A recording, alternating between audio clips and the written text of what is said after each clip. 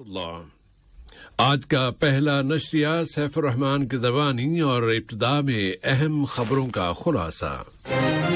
وزیر اعظم و وزیر خارجہ نے ایرانی وزیر خارجہ کے ساتھ ٹیلی فون پر دو طرفہ تعلقات و تعاون کا جائزہ لیا ہے۔ وزارت داخلہ نے مرکزی بلدیاتی کونسل کے 7ویں انتخابات کے امیدواروں کے ناموں کی حتمی فہرست جاری کر دی ہے۔ اور کتابوں کی 32ویں دوحہ انٹرنیشنل نمائشوں کے دوحہ سینٹر میں شروع ہو گئی ہے، جس کا عنوان رکھا گیا ہے مطالعے کے ذریعے ہم ترقی کریں گے۔ یہ تھا اہم خبروں کا خلاصہ، اور اب پیش خدمت ہے ریڈیو قطر سے آج کا پہلا مفصل نشریہ۔ بسم اللہ الرحمن الرحیم۔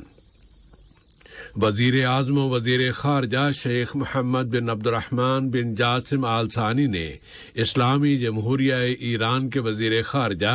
ڈاکٹر حسین امیر عبداللہیان کی جانب سے ایک ٹیلی فون کال وصول کی ہے، جس میں دونوں ملکوں کے آپس کے تعلقات اور تعاون اور متعدد علاقائی و بین الاقوامی مسائل کا جائزہ لیا گیا ہے۔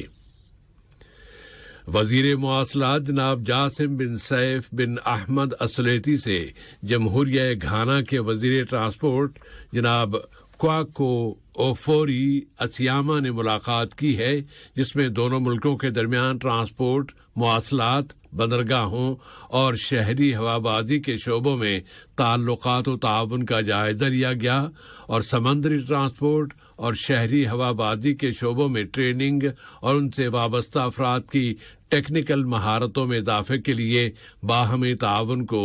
زیادہ وسیع آفاق میں منتقل کرنے کے وسائل پر بات چیت کی گئی۔ قطر نے برادر ملک سعودی عرب کے دارالحکومت ریاض میں خلیج کی عرب ملکوں کی کونسل برائے تعاون کے سیکریٹریٹ میں وزارتی کونسل کے ایک اجلاس میں شرکت کی ہے۔ جی سی سی میں شامل ملکوں کے وزرائے خارجہ اس اجلاس میں شریک تھے۔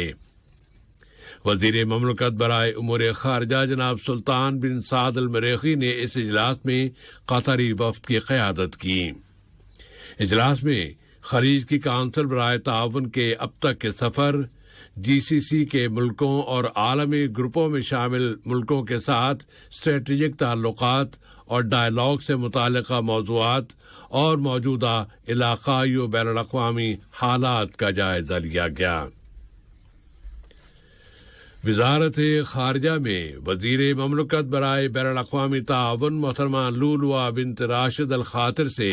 ملک میں یورپی یونین کے سفیر ڈاکٹر کرسٹیان ٹوڈور نے ملاقات کی ہے، جس میں ریاست قطر اور یورپی یونین کے درمیان مختلف شعبوں، خاص طور پر بین الاقوامی ترقی کے شعبے میں تعلقات و تعاون کا جائزہ لیا گیا، اور متعدد علاقائی مسائل اور بطور خاص سوڈان اور افغانستان کے مسائل اور مشترکہ دلچسپی کے متعدد دوسرے موضوعات پر بات چیت کی گئی۔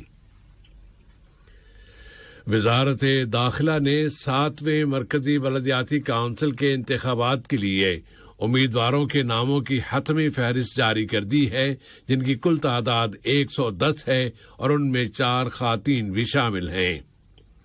ان امیدواروں کے درمیان 29 انتخابی حلقوں میں مقابلے ہوں گے، اور ان میں سے مرکزی بلدیاتی کونسل کے 29 ممبران کا انتخاب عمل میں لایا جائے گا۔ رواں مہینے جون کی 22 تاریخ کو کرائے جانے والے الیکشن کے ٹائم ٹیبل کے مطابق اب الیکشن کیمپین شروع ہو گئی ہے، اور وزارت داخلہ نے تمام امیدواروں سے کہا ہے کہ وہ اپنی اپنی انتخابی مہم کے اجازت ناموں کے حصول کے لیے درخواستیں جمع کرا دیں۔ اس نے بتایا ہے کہ نام واپس لے لینے اور پاور آف اٹارنی کے لیے کل منگل کے روز درخواستیں جمع کرائی جا سکیں گی۔ حقوق انسانی کی قومی کمیٹی کے سربراہ محترمہ مریم بنت عبداللہ العطیہ نے ان تمام شہریوں سے جن کے نام انتخابی فہرستوں میں درج ہیں اپیل کی ہے کہ وہ 7ویں مرکزی بلدیاتی کونسل میں اپنے نمائندوں کے آزادانہ انتخاب اور اپنے حقیقی ارادے کے اظہار کے لیے اس الیکشن میں اپنا حق رائے دہی استعمال کریں۔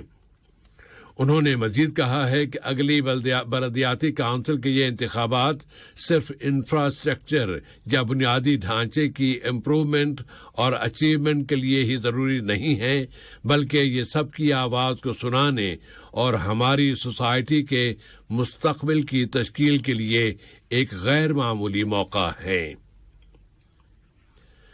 قطر نے لیبیا کے انتخابی قوانین کے لیے 6+6 کمیٹی پر اتفاق رائے کا خیر مقدم کیا ہے اور اسے سیاسی اتفاق رائے کے حصول اور پھر صدارتی اور پارلیمانی انتخابات کے لیے ایک اہم قدم قرار دیا ہے۔ وزارت خارجہ نے اپنے ایک بیان میں کہا ہے کہ قطر برادر ملک مراکش کی ان کوششوں کو نہایت قابل قدر سمجھتا ہے جن میں مذاکرات کی میزبانی شامل ہے اور لیبیائی فریقوں کے درمیان اتفاق رائے کے لیے ان کی مدد کی گئی ہے۔ وزارت خارجہ نے یہ بھی کہا ہے کہ قطر لیبیا کے لیے اقوام متحدہ کے مشن کی ان کوششوں کی بھی حمایت اور مدد کرتا ہے جو وہ وہاں اپنی مہموں کو پورا کرنے کے لیے کر رہا ہے۔ وزارت خارجہ نے ایک مرتبہ پھر کہا ہے کہ قطر لیبیا کے پولیٹیکل ٹریک کے ساتھ ہی مقررہ وقت پر وہاں صدارتی اور پارلیمانی انتخابات کے انعقاد کی مکمل تائید و حمایت کرتا ہے تاکہ لیبیا میں استحکام بحال ہو سکے اور ترقیاتی اور خوشحالی سے متعلق وہاں کے برادر عوام کی امنگیں پوری ہو سکیں۔ بوسنیا ہرزیگوینا کے نائب صدر علماء ڈاکٹر انس لیواگووچ نے قطر کی انسانی کوششوں اور گزشتہ مسلسل کئی سالوں سے بوسنیا ہرزیگوینا کے عوام کی مدد کے لیے ان کے منصوبوں کی تعریف اور ستائش کی ہے، اور اس ضمن میں انہوں نے قطر چیریٹی کے ان ترقیاتی منصوبوں کا ذکر کیا ہے جو وہ بوسنیا میں نافذ کر رہی ہے۔ ڈاکٹر انس لیواگووچ نے ان خیالات کے اظہار ان سے قطر چیریٹی کے ایک وفد کی ملاقات میں کیا ہے۔ اس ملاقات میں قطر چیریٹی کے دفتر اور علماء پریزیڈنسی کے درمیان مشترکہ دلچسپی کے متعدد موضوعات اور پروگراموں پر بات چیت کی گئی۔ واضح رہے کہ قطر نے بوسنیا میں متعدد اہم منصوبے نافذ کیے ہیں جن میں اسلامی لائبریری کی نئی عمارت کی تعمیر، سرائیوو میں اسلامک اسٹڈیز کے کالج کی عمارت کی مرمت اور وہاں متعدد مسجدوں کی تعمیر سر فہرست ہے۔ کتابوں کی دوحہ بین الاقوامی 32ویں نمائش آج پیر کے روز نمائشوں کے دوحہ سینٹر میں شروع ہو رہی ہے، جس کا سلوگن رکھا گیا ہے کہ مطالعے کے ذریعے ہم ترقی کریں گے۔ بڑی تعداد میں مقامی، عربی اور بین الاقوامی اشاعتی ادارے اس بک فیئر میں حصہ لے رہے ہیں، اور سعودی عرب اس سال مہمان اعزازی کے طور پر اس نمائش میں حصہ لے رہا ہے، اور وہ اس بک فیئر کے متعدد ایونٹس میں شرکت کرے گا۔ دوحہ انٹرنیشنل بک فیئر کے ڈائریکٹر جناب جاسم البوئی-9 نے کہا ہے کہ 12 سے 21 جون تک لگائی جانے والی کتابوں کی اس نمائش کی انتظامی کمیٹی ایک منفرد ثقافتی پروگرام دے رہی ہے، جس میں اس مدت کے دوران متعدد سمپوزیمز، ثقافتی اور ادبی شامیں اور موسیقی کے ایونٹ شامل ہیں۔ انہوں نے مزید بتایا ہے کہ اس بک فیئر میں بچوں سے متعلق ایک پروگرام بھی یا کئی پروگرام بھی رکھے گئے ہیں۔ فلسطینی وزارت خارجہ نے اس قانونی بل کی سخت الفاظ میں مذمت کی ہے جس کا مقصد مشرقی القدس میں فلسطینی سرگرمیوں پر مزید پابندیاں عائد کرنا ہے۔ ان میں مقبوضہ القدس میں تعلیمی سلیبس اور فلسطینی تعلیمی زندگی شامل ہے۔ امپلیمنٹ لا نامی اس قانونی بل میں مشرقی القدس کی فلسطینی انتظامیہ کے اعلی اہلکاروں کو قید کی سزائیں دینا اور اسرائیلی کنیسٹ یعنی پارلیمنٹ کے ایک ممبر ٹسیفی سوکوٹ نے یہ بل پیش کیا ہے جو فلسطینیوں کی املاک اور عبادت گاہوں کے خلاف دسیوں جارحیتوں میں ملوث ہے، اور وہ شخص مسلسل یہ بیانات دیتا رہتا ہے کہ فلسطینیوں کو قتل کر دو، ان کی املاک کو نشانہ بناؤ اور ان کی زندگیاں اجیرن کر دو۔ اور اب کچھ کھیلوں کی خبریں۔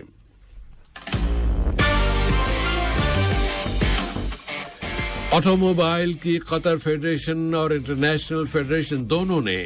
ورلڈ اینڈیورنس چیمپئن شپ کے اس قطر ٹور کے نام کا انکشاف کر دیا ہے جس کے انتظامات انٹرنیشنل آٹو موبائل فیڈریشن کرے گی۔ اس کا آغاز مارچ سن 2024 کے اوائل میں لوسیل انٹرنیشنل سرکٹ سے کیا جائے گا۔ فرانس کے دارالحکومت پیرس میں FIA یعنی فیڈریشن انٹرنیشنل ڈو آٹوموبائل کی جانب سے منعقد کی گئی ایک پریس کانفرنس میں بتایا گیا ہے کہ اس بین الاقوامی فیڈریشن کی جانب سے دنیا کے 4 بر اعظموں میں ورلڈ اینڈیورنس چیمپئن شپ کے 8 مقابلے کرائے جائیں گے، اور اس چیمپئن شپ کا نام ہر سال 18 دسمبر کو منائے جانے والے قطر کے قومی دن کی مناسبت سے قطر 18-12 رکھا گیا ہے۔ قطر کی اولمپک فٹ بال ٹیم ٹولون انٹرنیشنل چیمپئن شپ کے مقابلوں میں آج فرانس کے شہر اوپگن میں بحر روم کی بیسن ٹیم کے ساتھ میچ کھیل رہی ہے، جبکہ گروپ بی میں قطری ٹیم میکسیکو، آسٹریلیا اور بحر روم کی ٹیم کے ساتھ مقابلے کرے گی، اور یہ بات واضح رہے کہ بحر روم کی ٹیم میں متعدد ملکوں کے کھلاڑی شامل کیے گئے ہیں۔ فٹ بال انڈر 17 کی ایشین کپ چیمپئن شپ کے 19ویں ایڈیشن کے مقابلے آئندہ جمعرات کے روز تھائی لینڈ کے دارالحکومت بینکاک میں شروع ہو رہے ہیں۔ اس ایشین کپ انڈر 17 میں 16 ملکوں کی ٹیمیں حصہ لے رہی ہیں، جن میں سر فہرست قطر کی ٹیم ہے، جو اس وقت تھائی لینڈ میں ایک انڈور کیمپ میں شریک ہے، اور وہ ایشین کپ انڈر 17 کی تیاریاں کر رہی ہے۔ رواں مہینے جون کی 16 تاریخ کو اس کا پہلا میچ جنوبی کوریا کی ٹیم کے ساتھ ہوگا۔ اس کے بعد اسی ماہ کی 19 تاریخ کو وہ ایران کی ٹیم کا مقابلہ کرے گی، اور پھر 22 جون کو گروپ میچز میں اس کا آخری میچ افغانستان کے ساتھ کھیلا جائے گا۔ قطر کے اسد کلب کی ٹیم نے گروپ مرحلے کے اختتامی حصے میں الشمال کی ٹیم کو شکست دے کر پرنس باسکٹ بال چیمپئن شپ کے سیمی فائنل کے لیے کوالیفائی کر لیا ہے، اور اس کے ساتھ کوالیفائی کرنے والی دوسری ٹیم کا تعلق الاہلی کلب سے ہے، جبکہ ان سے پہلے الوقرہ اور الریان کی ٹیمیں قطر کلب کو شکست دے کر سیمی فائنل کے لیے کوالیفائی کر چکی ہیں، اور اب آج پیر کے روز سیمی فائنل میں اسد کا مقابلہ الریان سے ہوگا، اور الریان کا الوقرہ کلب کے ساتھ مقابلہ متوقع ہے۔ ترکی کے شہر استنبول میں انگلش کلب کی ٹیم مانچسٹر سٹی نے اطالوی ٹیم انٹر میلانو کو 0 کے مقابلے میں 1 گول سے شکست دے کر اپنی تاریخ میں پہلی مرتبہ یورپین چیمپئنز لیگ کا ٹائٹل اپنے نام کر لیا ہے۔ انگلش کلب اپنی اس زبردست جیت کا سہرا ہسپانوی کھلاڑی روڈریگو ہرنانڈیز کے سر پر سجا رہا ہے کہ اس نے یہ گول کر کے پہلی مرتبہ اسے یورپی چیمپئنز لیگ کا ٹائٹل دلایا ہے۔ اور آج کا یہ نشریہ ختم ہونے سے قبل اہم خبروں کا خلاصہ ایک مرتبہ پھر پیش خدمت ہے۔ وزیر اعظم و وزیر خارجہ نے ایرانی وزیر خارجہ کے ساتھ ٹیلی فون پر 2 طرفہ تعلقات و تعاون کا جائزہ لیا ہے۔ وزارت داخلہ نے مرکزی بلدیاتی کونسل کے 7ویں انتخابات کے امیدواروں کے ناموں کی حتمی فہرست جاری کر دی ہے۔ اور کتابوں کی 32ویں دوحہ انٹرنیشنل نمائشوں کے دوحہ سینٹر میں شروع ہو گئی ہے، جس کا عنوان ہے مطالعے کے ذریعے ہم ترقی کریں گے۔ ریڈیو قطر سے آج کا پہلا نشریہ اپنے اختتام کو پہنچا۔ ہمارے اسٹوڈیو آپریٹر جابر الاحمد، ہمارے ساتھی محمد حافظ اور سیف الرحمان کو اگلی ملاقات تک کے لیے اجازت دیجیے۔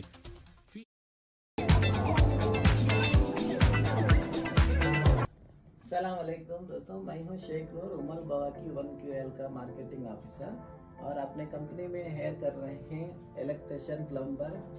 اور construction line workers, bike rider, limousine, ان سب کو امیڈیٹلی ابھی جاب اویلیبل ہیں اپنے کمپنی میں۔ اگر کوئی بھی اس کام کے لیے اپلائی کرتے ہیں تو آپ کو امیڈیٹلی ہائر کر سکتے ہیں، ہم لوگ آپ کو امیڈیٹلی لے رہے ہیں۔ جو بھی الیکٹریشین، پلمبر اور کنسٹرکشن لائن میں کام کرنا چاہتے ہیں تو ہم سے کانٹیکٹ کیجیے، ہم انشاءاللہ آپ کو